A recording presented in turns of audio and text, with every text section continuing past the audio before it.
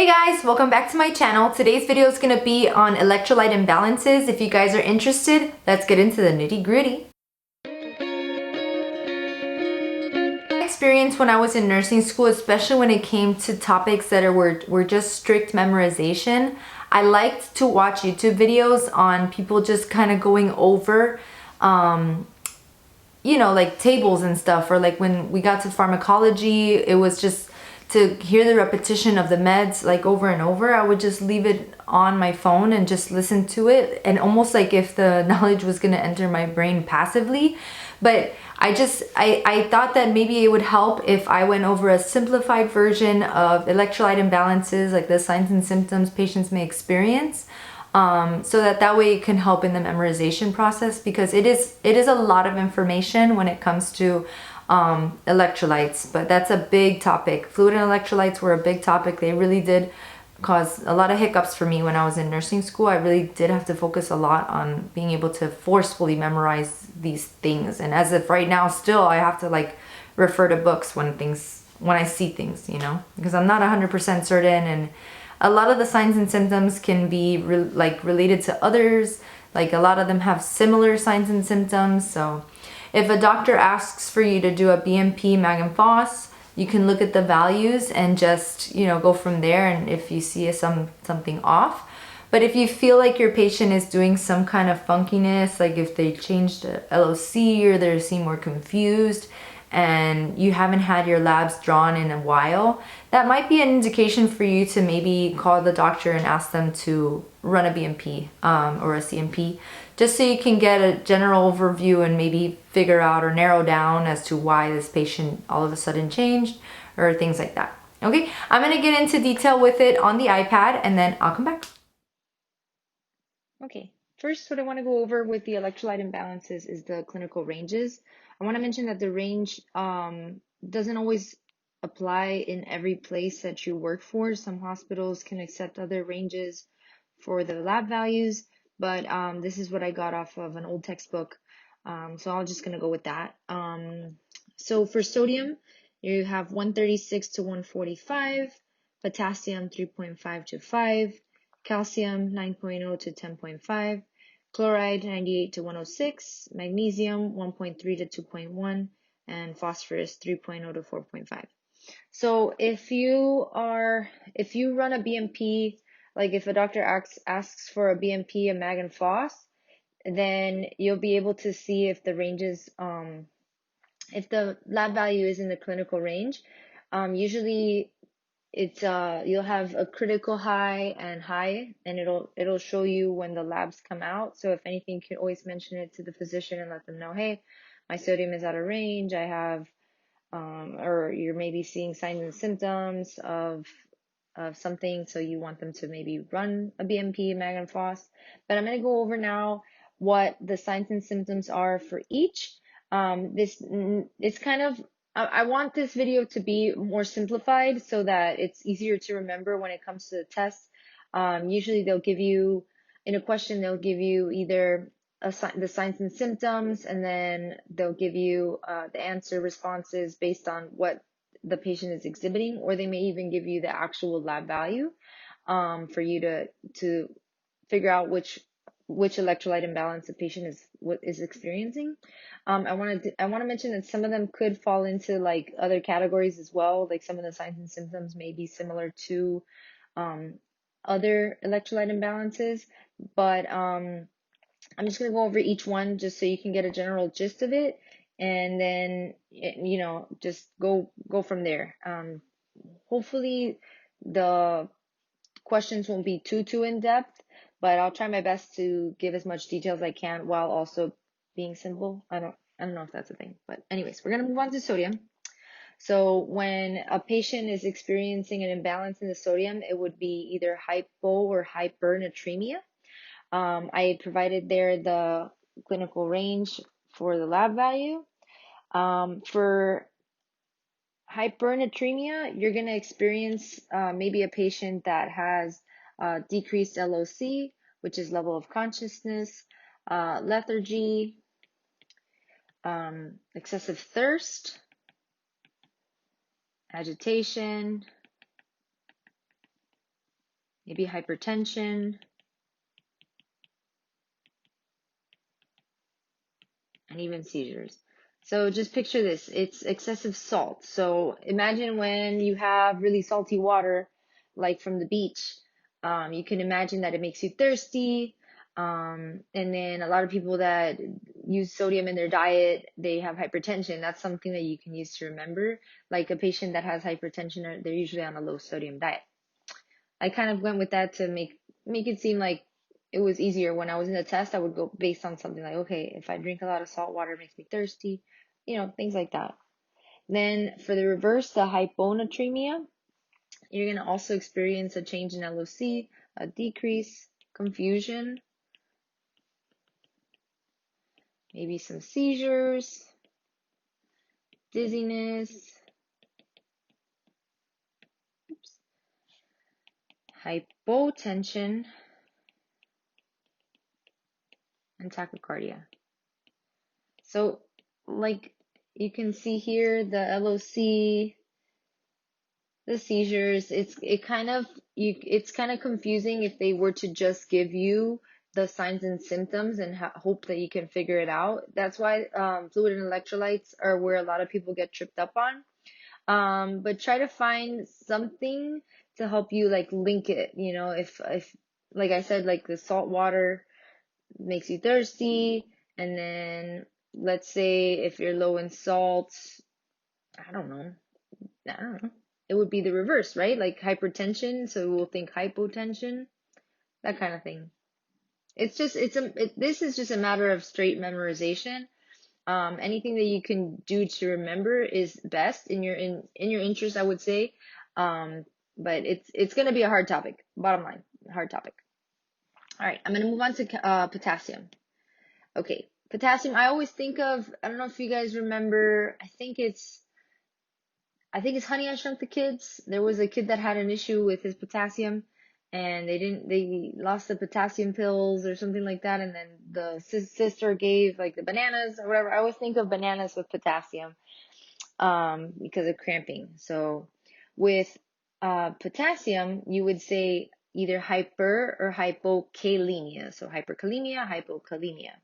For hyperkalemia, you're going to experience muscle weakness, abdominal cramps or cramping, irritability, dysrhythmias, and a peak T wave. So you'll actually notice changes in a patient's EKG.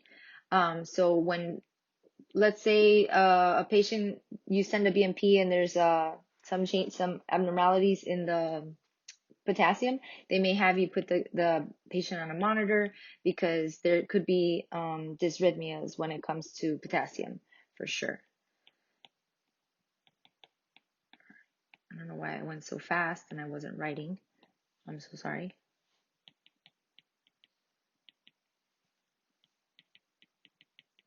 And then for you to be able to rid the body of potassium, usually they'll have what's called K-exolate, which is like, honestly, it makes them go number 2. So they'll just poop out the excess potassium. Hopefully I don't spell this wrong. Dysrhythmias. I have to like think it through. And a peak T wave. So like I said, you might get a patient on an ECG monitor. All right, for hypotension, you're also going to experience muscle weakness and cramping.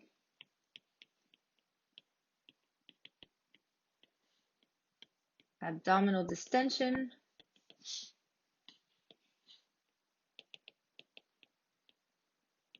Most likely from constipation.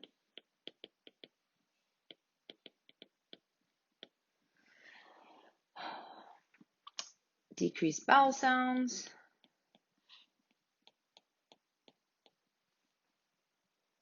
Also dysrhythmias.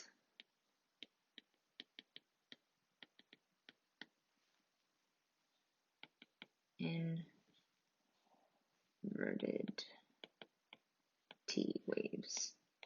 So for sure, anytime that you have a patient with issues with the potassium, you're going to want to have them on a monitor, at least a strip, so you can check to see if there's any dysrhythmias as well, just to be safe. All right. So for HypoKalemia, you're obviously just gonna either give a potassium supplement, or like add potassium to a patient's fluids, something like that, or bananas help. All right, moving on to calcium. All right, so for calcium, you're gonna say calcemia. In the event that it's high, it'll be hypercalcemia, or that it's low, it'll be hypocalcemia. For hypercalcemia, the patient may experience anorexia, fatigue, nausea and vomiting, a decrease in deep tendon reflexes,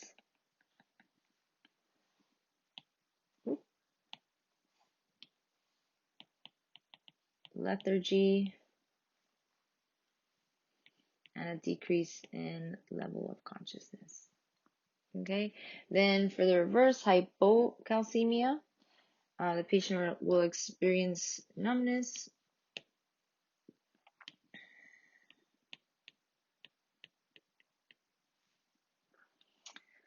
or tingling in the extremities. And I have a positive,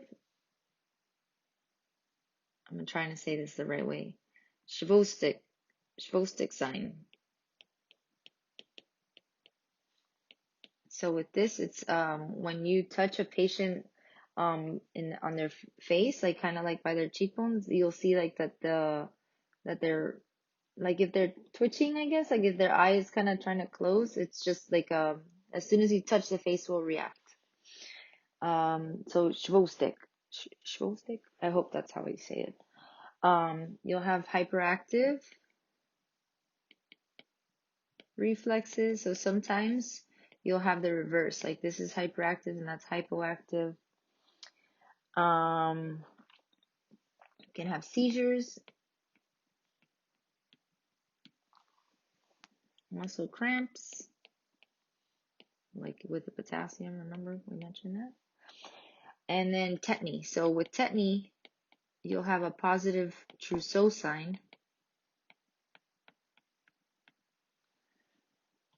And that's like when you put a BP cuff on the patient, and then their wrist like contracts down naturally, like as you inflate the cuff. Okay. So most of the time, like with the hypocalcemia, since the positive Trousseau sign and tetany is kind of like a telltale sign, you may experience that in a test, or the Chvostek sign. There is another instance where the Chvostek sign is positive, and that's with magnesium. I'll get to that in a second, but they don't usually associate that one as much as they do with calcemia. Okay, so let's go on to chloride.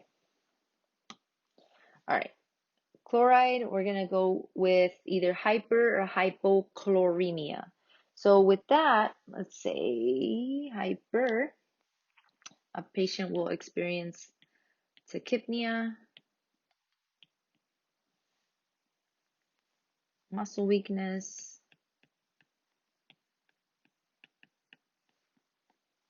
or lethargy. And then with hypo, the patient can experience hypertension,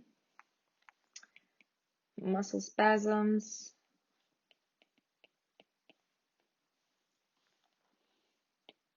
shallow respirations, and tetany as well. Okay. I'm telling you, this is straight memorization. Straight memorization. But I'm trying to keep it, like I said, trying to keep it simple. All right, moving on to magnesium. All right, magnesium, you would say hypermagnesemia or hypomagnesemia. For that, like I said, this one you might see a Chvostek sign as well, but that would be for hypomagnesemia. But I'm going over hypermagnesemia now. So you may experience hypotension, muscle weakness,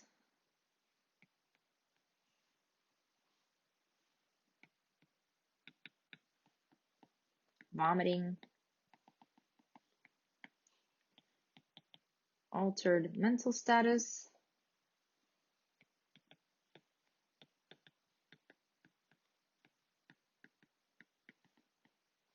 confusion, agitation, and even an absence of deep tendon reflexes. That's when the magnesium is like toxic in the body.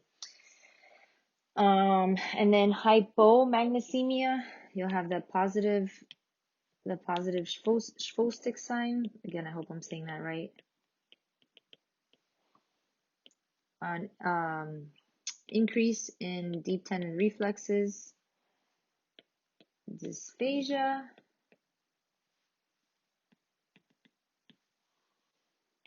insomnia, hypertension, and tachycardia.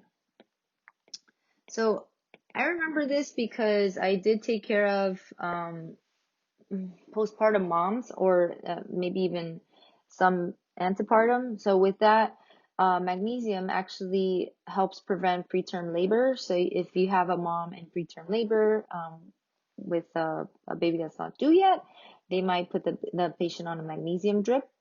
And then also if the patient is experiencing high blood pressures, or like patients that are preeclamptic when they're pregnant, they'll also be on magnesium. So with that, we have to check the deep tendon reflexes. That's just a telltale sign for us that the magnesium is either too high or too low. So if you bang them on the knee, like to check the reflexes, and nothing happens, that could mean that the magnesium is too high. And then if you do the same thing and they like almost kick you in the face, that could mean that the magnesium isn't high enough and that it's not in therapeutic range. And the patient, if they're on magnesium for a hypertension, they could experience seizures. So magnesium is important as well. It's not like shouldn't be looked over as far as the electrolytes. Okay, and then last but not least is the phosphorus. So for this one, you would say either hyper or hypophosphatemia. Okay, and then for hyper, a patient may experience tachycardia, anorexia, vomiting, muscle weakness, and hyperactive reflexes. Okay, and then for the reverse, the patient may experience confusion,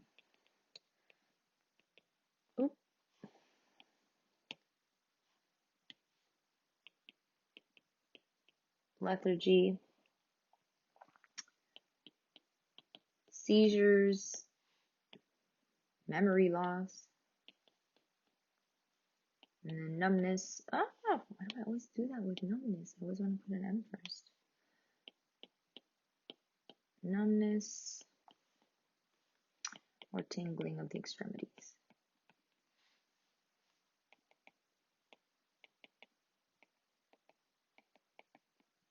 Okay, so that's it as far as a simplified version of the signs and symptoms that a patient may experience if they're having some sort of electrolyte imbalance.